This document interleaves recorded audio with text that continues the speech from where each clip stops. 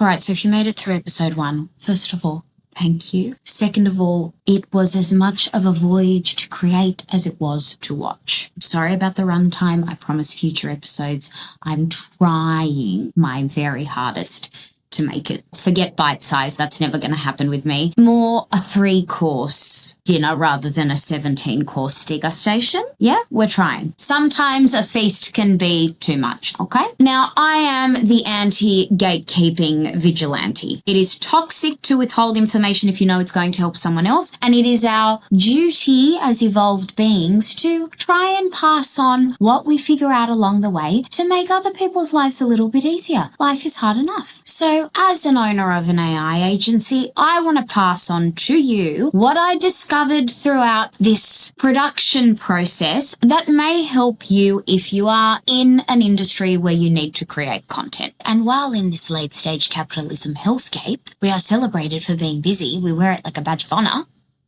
As someone who has been running businesses for the last 10 years, let me tell you, being busy is vastly overrated. It's a very slippery slope for business owners. We get desensitized to how busy we are, what type of workload we're carrying. And that was definitely reflective in shooting this, because I ended up basically what it taught me condensed into a sentence is there's a fantastic saying of slow is smooth and smooth is fast. I have no grasp on that. I'm raising my hand to let you know, zero grasp on that. I always joke that my life resembles a pinball game. I'm sure all the Zillennials can remember playing that on their parents' computer as well. But I operate at sonic speed, absolutely maniacal, should have worn a helmet, definitely have CTE.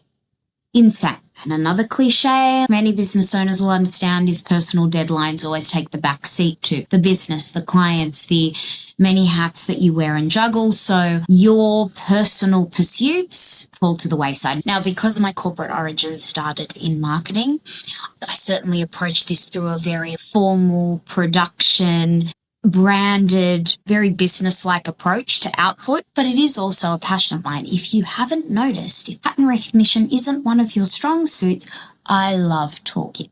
I've always wanted a podcast. It is such a creative outlet. It's a passion. And therefore, I prioritized it in my head as something that should take a backseat to the business and the rest. So what I ended up doing was trying to save time instead of just sitting down and shooting, filming a little bit between client meetings, in between dinners, shoving it in random corners of my day. Did that save me time? No, not at all. I created more work for myself, and I actually have friends with very successful podcasts who offered to help me many times. But of course, no, don't worry, I can do it myself, no problem.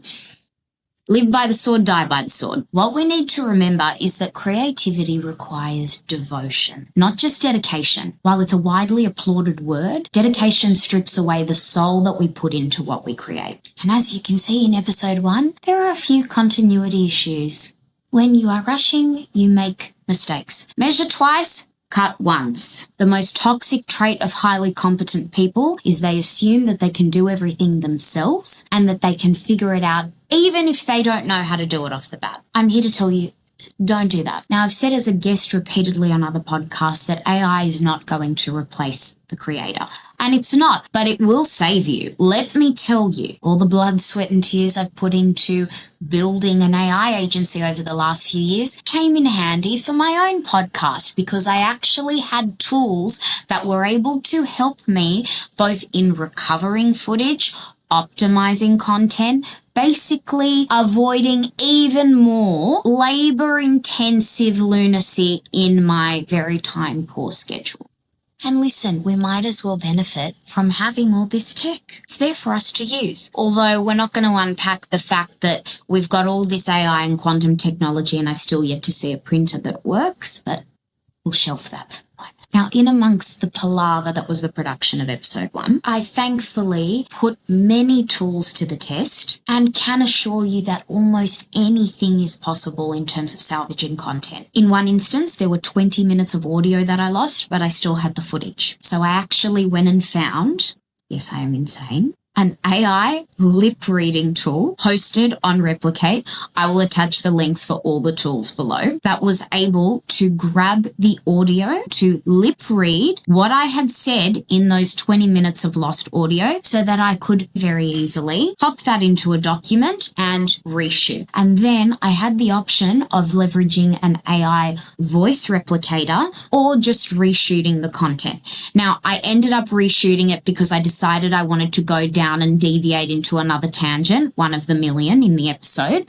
However, I would have had the option of just tidying up the lip reading tool because obviously it was not perfect, but popping that transcript into the voice replication tool, which is 11 Labs, by the way, fantastic, phenomenal. And I can do a little tutorial of hacks that I've found of optimizing how close it can get to duplicating your voice, because there are certain settings in there that address different needs. And then if I were really pressed for time, really lazy, or just had to meet a deadline, which to be honest, I probably needed, I could have then put that transcription into my AI digital twin tool, which I most prefer, HeyGen. And particularly because I already had so much footage from the episode, it's very easy to just train it on that footage, give it the new audio, and you actually get a great result. The only thing that I will say is the teeth come out weird. AI hasn't really gotten that right yet. And I just think for my particular face, it always seems to botch the teeth. It gives me like the aggressive denture look. I'm like, I didn't go to Turkey for veneers. Please don't do that to me. But like I said, if I were really in a rush, I could have easily then stacked the following tools and made up for those 20 minutes of video without reshooting it. So I would have stacked the AI lip reading tool, then with the AI voice replication, then with the digital twin, and we're good to go. So pretty insane stuff. There is a little cameo from the blonde bot in there that I obviously used HeyGen for, which was hilarious. Of course, she gave me cheek, always does. And then, of course, I can't neglect Whisperflow. So I use that throughout. That is the best transcription tool I have ever used. And I know Stephen Bartlett's screaming about it recently, but just want to say that I have been using it and getting my clients onto it for yonks now. Like, this has been in my life easily over a year. It is fantastic. I am obsessed with it. I have it both on my desktop and my phone. And it's not just fantastic, obviously, with Claude being my co-host, makes life very easy to give him wads of spoken content so that he can adequately reply. By the way, Claude's voice feature leaves a lot to be desired. Anthropic has got work to do there, regrettably. It's an amazing product, but that is my least favorite thing about it. The live chat to Claude is no good. Unfortunately, I'm waiting for them to fix it. Anyone from Anthropic want to chat? I've got some optimization ideas for you. So Whisperflow, also phenomenal. And by the way, I use that for every time I talk to AI. It works on any text box on your computer, so you can use it to send emails, messages, write notes. It's insane. And by the way, nothing that I've discussed in this video is paid. This is all trial, error, and obviously how deep down the AI rabbit hole I happen to find myself. I also used Descript, which is an exceptional AI transcription editor. That was fantastic for sending my video editor clips, ideas that I wanted. You can export the transcript super easily, so I could then analyze the episode, see where it needed to be cut, all of the above. It also allowed me to add studio sound, which optimizes your audio in case you don't have the equipment that's giving you that really professional podcast sound. You can play around with those settings too. It gives you a lot of control. And it's got other fantastic things like removing retakes, filtering filler words, and it will even cut up vertical video clips with transcripts it automates itself that it believes have high capacity to go viral. So we love Descript. It's the gift that keeps on giving. And by the way, so easy to use. If I had the time to edit the whole episode myself, I actually could do that with Descript. Now that's the AI of it all. Any questions, shoot them below. Like I said, I'll link everything below. And if you want tutorials on each tool, we can certainly do that. Give me your questions. If you feel that you're missing out on using it to its optimized level, let me know. We can do a run through. A few other key takeaways, and this applies to anything you're interested in starting. Exploit your resources. Like I said, if you're an intelligent person, you will assume you can do anything yourself. And you probably can. But weigh up the time. Time is your most precious resource. If I had just brought in my friends who know podcasting, who are production experts, they could have just come in, assessed my setup, given me a few tips, and I would have saved myself so much time. But no, I didn't want to burden anyone, which is another silly thing altogether. Don't think like that. Also, don't be uncouth. Don't harass people that you know are busy. Respect their time and efforts, but reach out and ask them a question if you have one. They'll be more than happy to help you. I love helping people. So exploit your resources before you commence. Before, not during, not after. For you're going to reap the most benefits out of the wisdom that you're outsourcing. And look, when you do something for the first time, it is the most costly and least efficient it'll ever be. So save your time and sanity. We want our cortisol consistently lowering throughout the day, not escalating due to our own stubborn hyperfixations. And the final thing I'll say, and this is a little bit of neurobiology, because when have I ever gotten on my soapbox and not backed it up with science? I announced this podcast far too early. Now, the Greeks love to say about the evil eye, it's across many cultures. Don't tell people what you're doing and they're going to put their negative energy and this and that.